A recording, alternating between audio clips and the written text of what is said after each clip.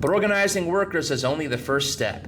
Winning an election and winning improvements on the job are not the same thing. Consider Amazon warehouse workers on Staten Island. They won a landmark union election in 2022 and still don't have a first contract. Think about Starbucks. The organizing wave that began in Buffalo in 2021 has now produced more than 12,000 unionized baristas, yet those workers still don't have contracts either. Add to that the more than $1.5 billion reportedly spent on union-busting efforts in the U.S. last year, and a pattern starts to emerge. Workers can win the right to bargain. Actually getting a contract is often a completely different battle. That reality helps explain why the Faster Labor Contracts Act has attracted so much attention. The bipartisan bill passed the House of Representatives by a vote of 230 to 193, with 20 Republicans joining Democrats in support. Sponsored by Representative Donald Norcross, the legislation aims to address a long-standing problem in labor relations: employers delaying negotiations after workers vote to unionize. According to Bloomberg Law data cited in reporting on the bill, newly organized workers wait an average of more than 460 days for a first contract. Under the proposal, employers would have to begin bargaining within 10 days of certification. If negotiations stalled for 90 days, either side could request federal mediation. If mediation failed after another 30 days, a 3-member arbitration panel could impose a binding agreement. Supporters argue that workers who successfully vote for a union should not have to wait years to experience the benefits of collective bargaining. As Norcross put it, no more stop the steals. You got an election, you can get a contract.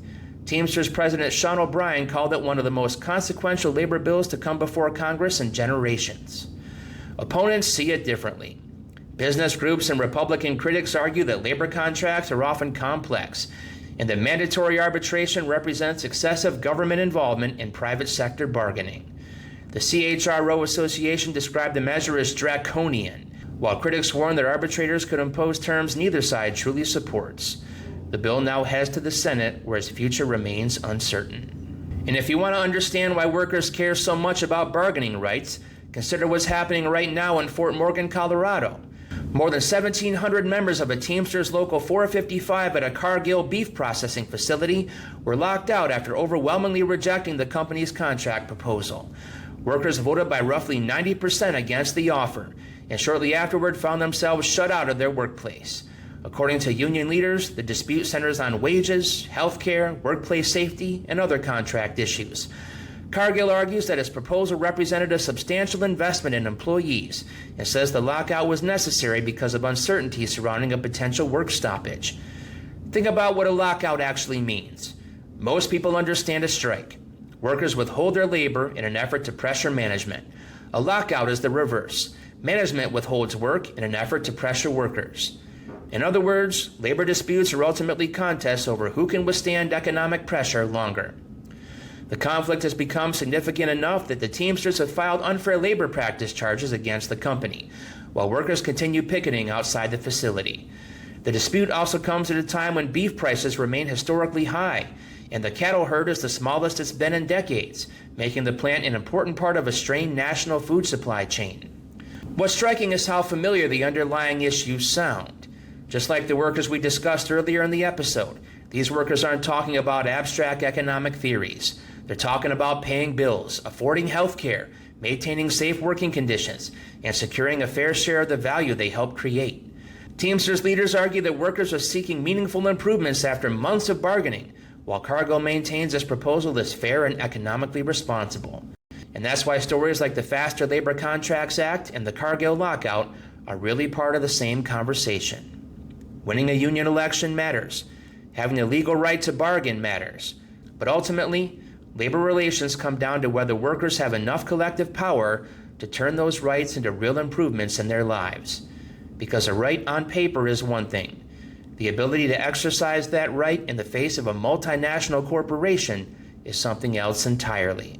But while workers in Colorado are still fighting over the terms of a contract, workers in Canada recently demonstrated what can happen when that process finally succeeds. Take Walmart workers in Mississauga, Ontario.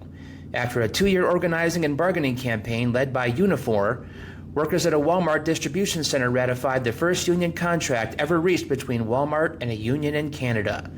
The agreement includes wage increases, improved workplace protections, and a lump sum payment connected to allegations that unionized workers have been excluded from broader wage increases.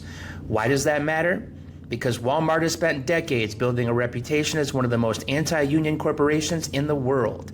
Unifor President Laura Payne praised the workers' determination, saying, quote, "These members were determined to have a workplace democracy, and they stuck with it." She argued the victory could create momentum throughout the warehouse and logistics sector. Economist Jim Stanford framed the struggle in broader terms, describing it as the David and Goliath struggle. His argument was simple.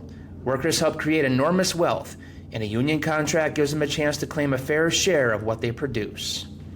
A similar lesson emerged around the World Cup in Los Angeles. More than 2,000 food service and hospitality workers at SoFi Stadium authorized a strike after negotiations with Legends Global stalled. The workers, cashiers, cooks, bartenders, dishwashers, and food attendants were seeking higher wages, stronger job security, and protections against subcontracting and automation. But this dispute wasn't only about wages. Many workers also expressed concern about immigration enforcement and FIFA security requirements. The union argued that workers should not have to choose between keeping their jobs and protecting themselves and their families.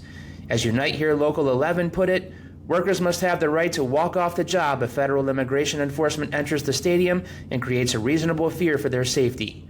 No worker should have to choose between their job and their freedom. The strike threat created significant pressure because replacing workers immediately before one of the world's largest sporting events would have been extremely difficult. Since then, the union and Legends Global have reached a tentative agreement that averted a strike before the tournament opener, but the broader concerns raised by the workers remain unresolved. Okay, you guys, we won the vote. Now we really need your support. We need all of us to get together. We need to show SoFi that we are serious. We need to tell them that we are done. We're going to show them we're done. They can't do our job. Let me tell you. Could you see them coming into our positions, trying to serve, trying to cook, trying to bartend? Let's let them do it. Let's show them who they really need and why they need to pay us for what we are worth. Come on, you're not going to lose your job, so let's go and beat the heck out of SoFi and get what we want.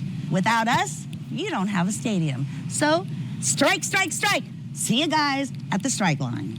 And then there's West Virginia, where a much smaller strike highlights many of the same issues. Nearly 50 members of Teamsters Local 175 have remained on strike against the beverage market since mid-May, after unanimously rejecting proposed contract concessions. Workers say the company wants to increase health insurance costs, weaken retirement benefits, and potentially eliminate jobs. What's interesting is how familiar these concerns sound.